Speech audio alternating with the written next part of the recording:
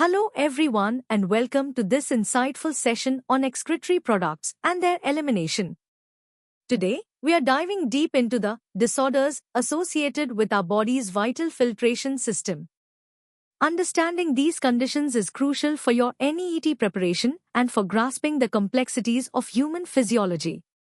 We'll explore this topic across 4 levels: easy, medium, hard, and hardest, building your knowledge step by step.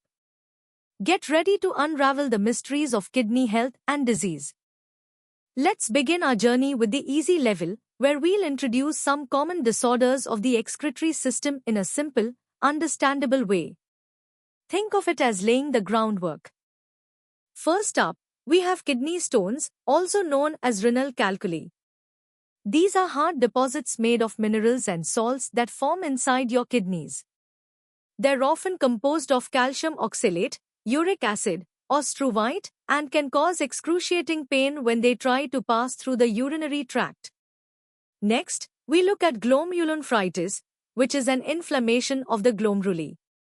These are the tiny filters in your kidneys responsible for removing waste and excess fluid from the blood. This condition can be acute, meaning sudden, or chronic, developing slowly over time.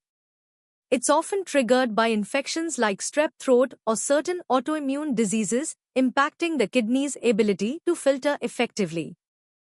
Finally, at this easy level, we discuss renal failure or kidney failure.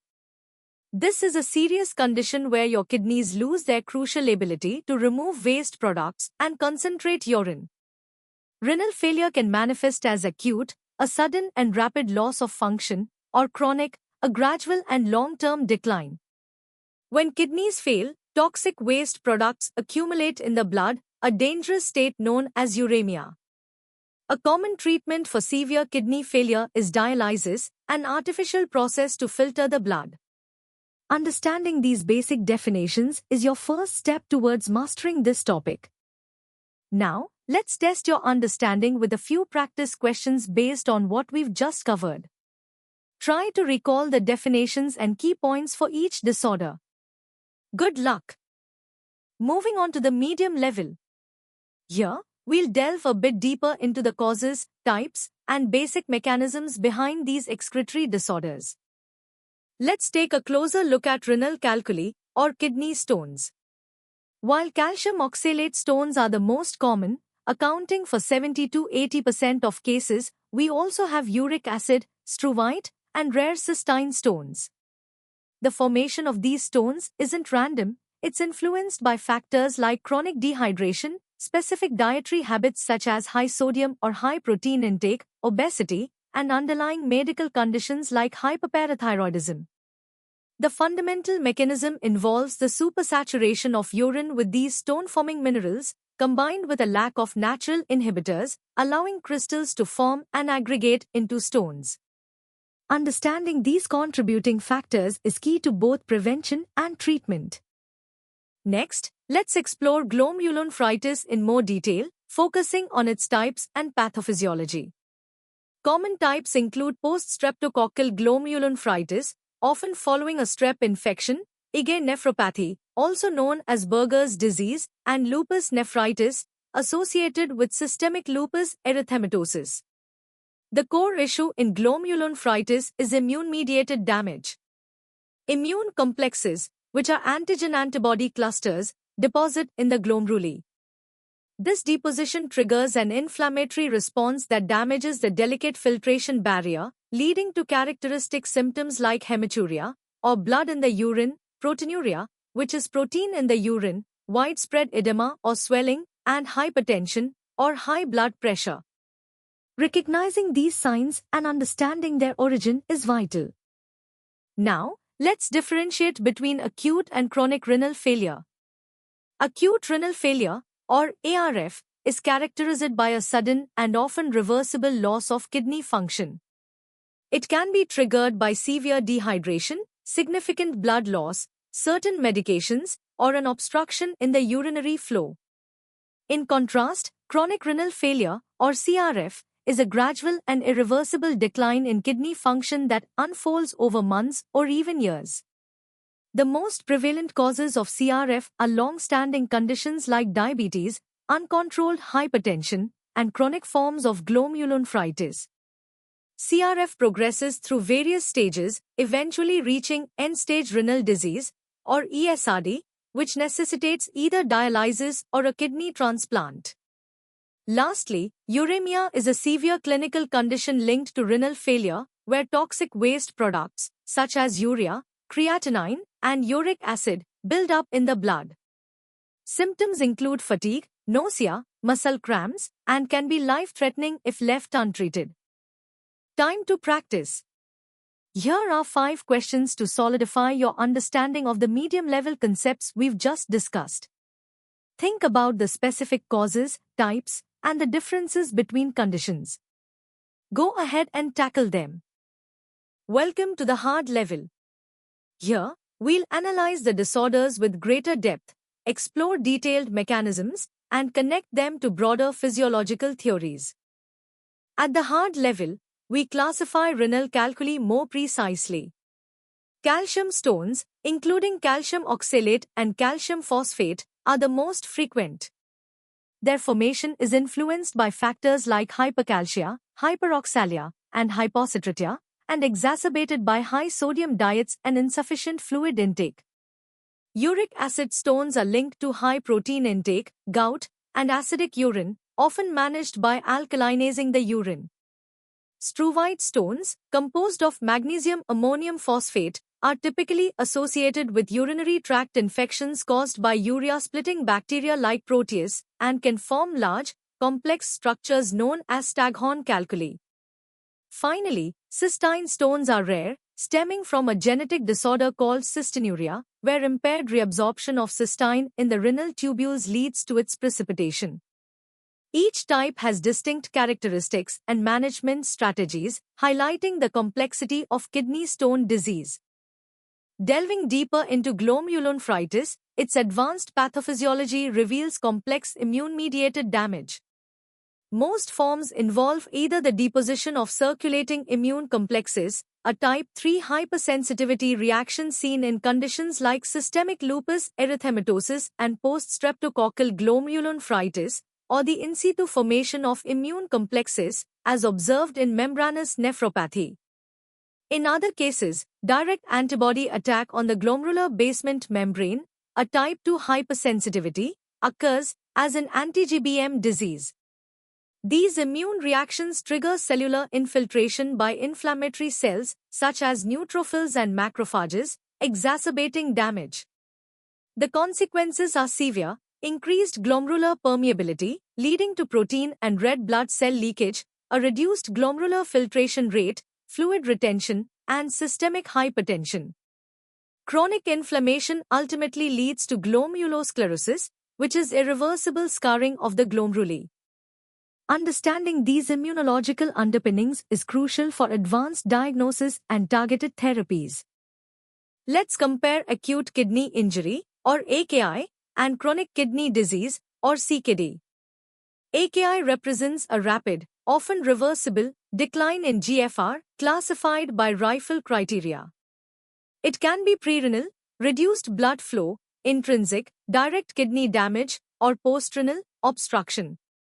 In contrast, CKD is a progressive, irreversible loss of kidney function over more than 3 months, staged G1 to G5 based on GFR. G5 is end-stage renal disease, requiring RRT. CKD complications are systemic and severe, including anemia due to decreased erythropoietin, bone mineral disorder from impaired vitamin D activation and hyperphosphatemia, and significantly increased cardiovascular disease risk due to accelerated atherosclerosis and hypertension. Uremia, the clinical syndrome of ESRD, manifests with neurological issues like encephalopathy, cardiovascular problems such as pericarditis, gastrointestinal symptoms, and hematological abnormalities like coagulopathy. Understanding these distinctions and systemic impacts is crucial for comprehensive patient management. Now, challenge yourself with these 7 hard-level questions. They require a deeper understanding of the mechanisms, classifications, and systemic effects of excretory disorders. Take your time and analyze each option carefully. Welcome to the hardest level. Here, we'll explore competitive depth, advanced insights, and even touch upon engineering aspects related to excretory disorders and their treatments.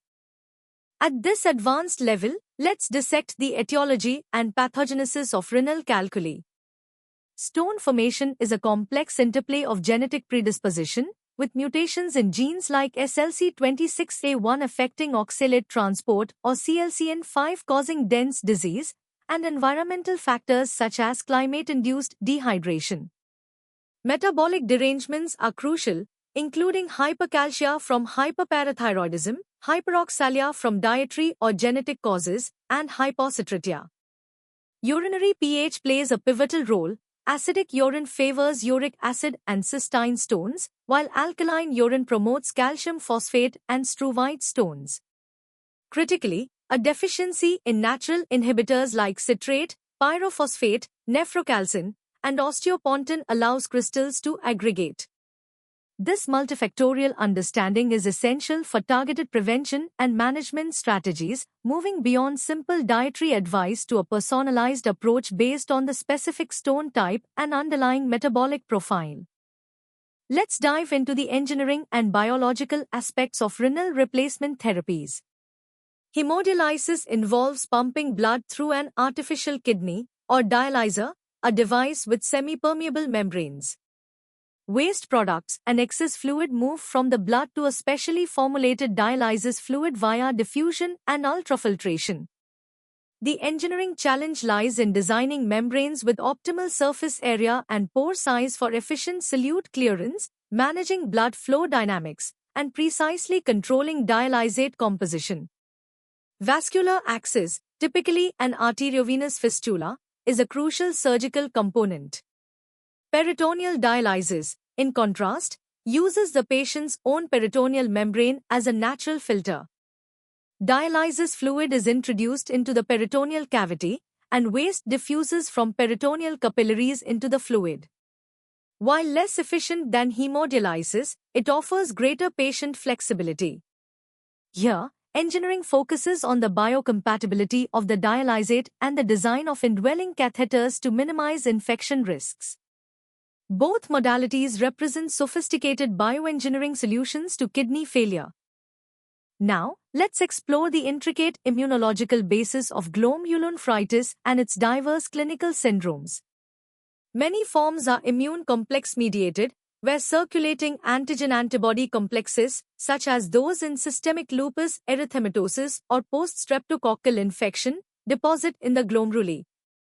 Alternatively, immune complexes can form in situ, as seen in membranous nephropathy. These trigger complement activation and inflammatory cell recruitment, damaging the filtration barrier. A distinct entity is anti-GBM disease, or Goodpasture's syndrome, where autoantibodies directly target components of the glomerular basement membrane. Then there's post-immune glomerulonephritis, characterized by minimal immune deposits but associated with ANCA, or antineutrophil cytoplasmic autoantibodies, typical of vasculitides like Wegener's granulomatosis. Clinically, these manifest as either nephritic syndrome, presenting with hematuria, hypertension, and azotemia, or nephrotic syndrome, marked by massive proteinuria, hypoalbuminemia, and severe edema. Understanding these precise immunological pathways is paramount for accurate diagnosis and targeted immunosuppressive therapies, highlighting the complex interplay between immunology and renal pathology. The systemic impact of chronic kidney disease, or CKD, extends far beyond the kidneys, creating a profound legacy on nearly every body system. Cardiovascular disease is the leading cause of mortality in CKD patients, driven by accelerated atherosclerosis, hypertension, and left ventricular hypertrophy. Management necessitates aggressive blood pressure control and lipid management. CKD also severely disrupts bone and mineral metabolism, leading to hypophosphatemia, hypocalcemia, secondary hyperparathyroidism, and renal osteodystrophy. This requires phosphate binders, vitamin D analogues, and sometimes parathyroidectomy. Anemia of CKD, due to decreased erythropoietin production and iron deficiency, is treated with erythropoiesis-stimulating agents. Furthermore, metabolic acidosis from impaired acid excretion is common. Future directions include bioartificial kidneys combining renal cells with synthetic membranes, wearable or implantable artificial kidneys for continuous therapy, stem cell therapies for regeneration, and gene therapy targeting specific genetic causes. Precision medicine, tailoring treatments based on individual genetic profiles, holds immense promise for revolutionizing CKD management and improving patient outcomes significantly.